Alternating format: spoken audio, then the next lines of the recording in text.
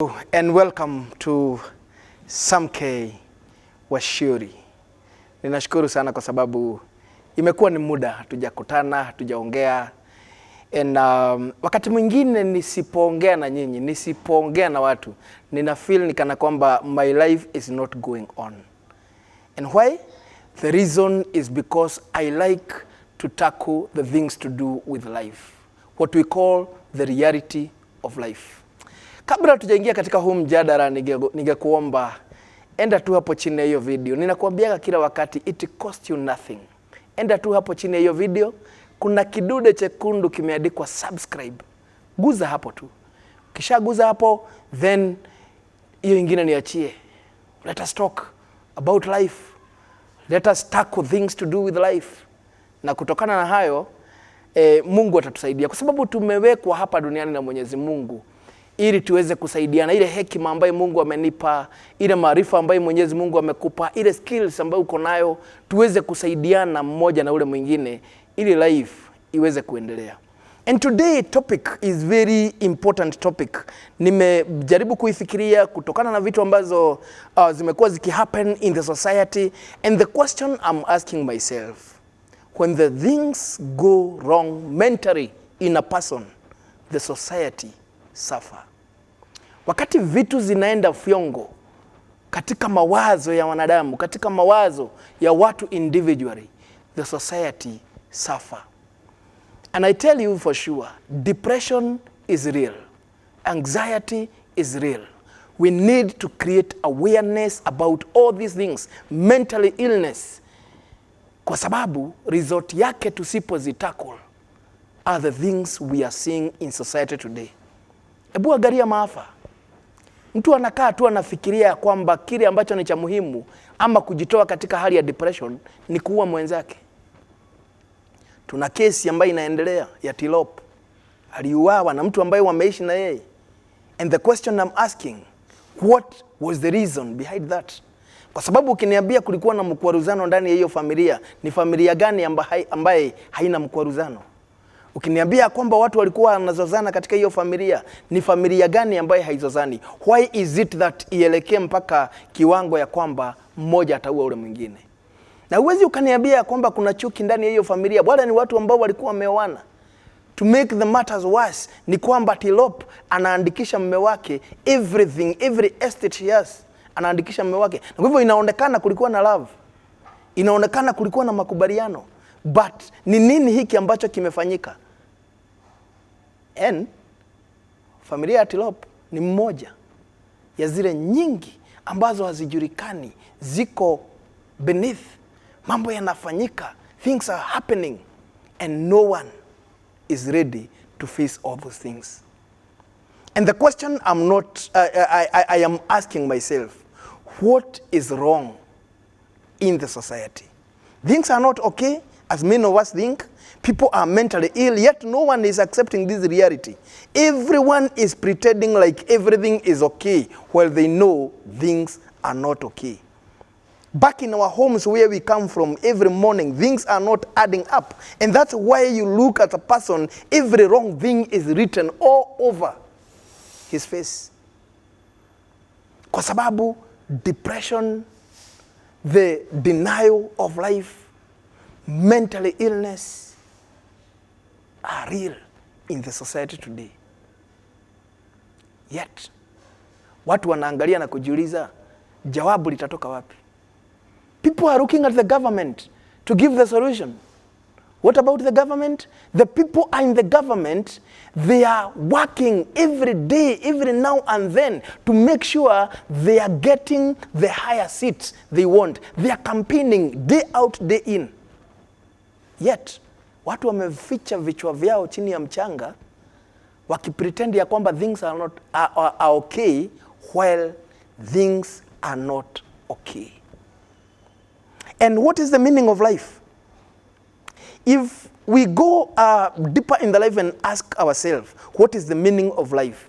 Nitakwambia ya kwamba, as a pastor, nimekaa na watu, nimeingia katika maisha ya watu kwa undani, na nimegundua ya kwamba kuna shida. Because whenever you talk to people na vitu ambazo wanazozania zaidi ya yote ndani ya familia, unagundua ya kwamba children are suffering mentally and physically while parents are suffering depression and mentally illness. The reason, watakwambia ni economy. Another reason, hakuna kazi. Another reason, we are suffering, economically. But what are we doing?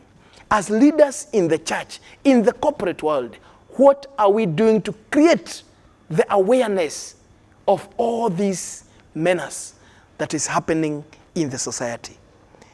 God created the world for a reason, for a purpose, a good purpose. In Genesis chapter 1, maandiko inaniambia kwamba, and when God created the heaven and earth, and he looked at everything, he said everything was good. And God created the earth without depression, without war, without sickness, without all these things we are seeing. But humanity on another side chose to go the other way around.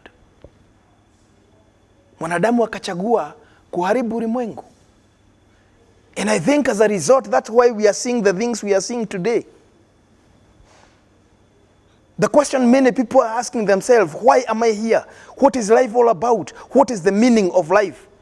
How we answer this big question is important so we can live with hope and sense of purpose in times of uncertainty, pain, and frustrations.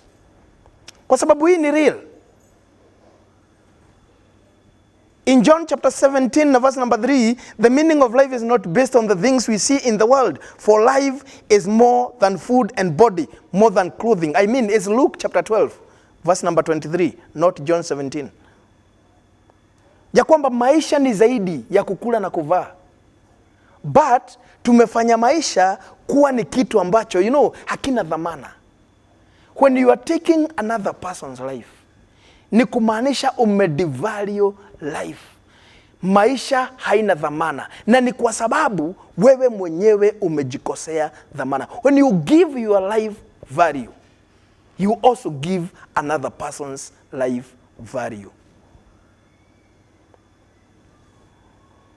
Jesus told his disciples once ya kwamba, therefore, I tell you, do not be anxious about your life, what you will eat, nor about your body, what you will put on. For life is more than food, and the body than clothing. Sasa, swali ni, watu wanaangamizana kwa nini? Is it not about food and clothing? Is it not about the big picture, about economy, about the security of what I am getting and what I am bringing on the table? Je, si hicho ndicho kitu ambacho kimeletea watu shida?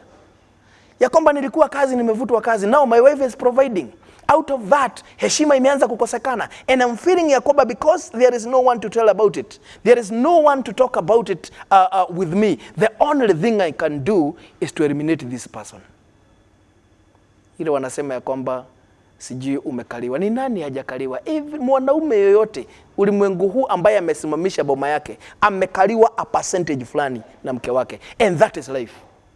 Kama hautakubali kukaliwa, useme ya kwamba hautachota maji, useme ya kwamba hautasaidia kupika, useme ya kwamba hautasaidia kufundisha watoto, then your home cannot stand.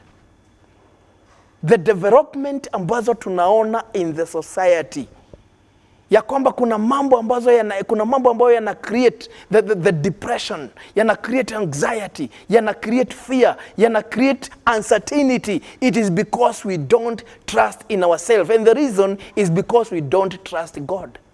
What your thoughts tell you and your heart tells you is very different things. Ya kwamba unataka kufikiria hiki, lakini moyo wako hauamini kile ambacho unafikiria. Sorry. And so, sitaki niongee sana because this topic I can speak it and talk about it. But one thing I want us to do is to create awareness in the society, to tell people ya kwamba depression is real, anxiety is real. Men, guys, let us talk about these things that matters a lot in our life. Acha kunyamaza. You know, the problem with men is that whenever you meet 2 or 3, the things you talk about is football and politics. Those things that eats our inability, man, we don't talk about them. Unataka kujionyesha kwamba umevaa vizuri ati uko sawa ndani ya society, well, things are not adding up in your family. Na baadaye unakuja kufanya vitu ambazo ni nonsense. Unakuja kufanya vitu ambazo hazina umuhimu. Unakuja kufanya vitu ambazo I don't know. But what can we do about it? Let us help each other. Let us create awareness. Let us not fear to talk about these things. Acha tuongee yale mambo ambayo yanatuumiza. Because the will of God is us to experience the joy in Him. For Him to give the meaning of life. For us to have the meaning of life is to know that God is the author of life. Na hakuna mwanadamu yeyote ana haki ya kuchukua maisha ya mwenzake. Period. Huo ndio ukweli. And so, wakati unapofikiria kwamba unachukua maisha ya mwenzako eti kwa sababu unafikiria life imekuchokesha, that's wrong. Unajua, the Bible says ya kwamba the enemy comes to steal, to kill and to destroy. We have allowed the enemy to enter, to encroach in our life, and he is destroying our relationship. He is destroying our happiness. What can we do about it? Let us create awareness. Let us know ya kwamba life is more than what we see and what we think. Yes. Tuwe na hiyo awareness ya kujua ya kwamba maisha ya mwenzangu ni ya muhimu kama jinsi yangu ilivyo ya muhimu. Kuna haja gani ya sasa mtu uende ukaishi jela eti kwa sababu uliua? Na ni kitu hasira ya dakika moja ambao pengine ungepigia best yako simu uongee na yeye, hiyo takataka ama hiyo garbage ingekutoka ndani yako. But now we have allowed the enemy to encroach in our lives, to come and steal, kill and destroy our happiness. The fulfillment that God, want us to have, hatuwezi tukaipata kwa sababu tumeruhusu adui kuingia ndani ya maisha yetu. Acha nikomee hapo leo. Huyu ni Sam K. Washiri. Mimi upenda wakati tunapoongea, because when we talk, people wanasema ya kwamba the problem shared is a problem half solved. Na kwa sababu ya hiyo, ninapendaga sana wakati mmoja tunakaa tukiongea haya mambo ili tuweze kuchanuana, tuweze kuwa na hekima mmoja na ule mwingine, ili tuweze kutengeneza mambo. Na tukifanya hivyo, familia zetu zitasimama. Hatutaogopa, tutaendelea na maisha na familia zitasimama. Huyu ni Sam K. Asanti kwa sababu ya time yako, kwa sababu ya wakati wako. Tukutane wakati mwingine, muda na wakati kama huu, Mungu akitujalia. Asanteni sana na usisahau kusubscribe hapo chini. Thank you. Goodbye for now.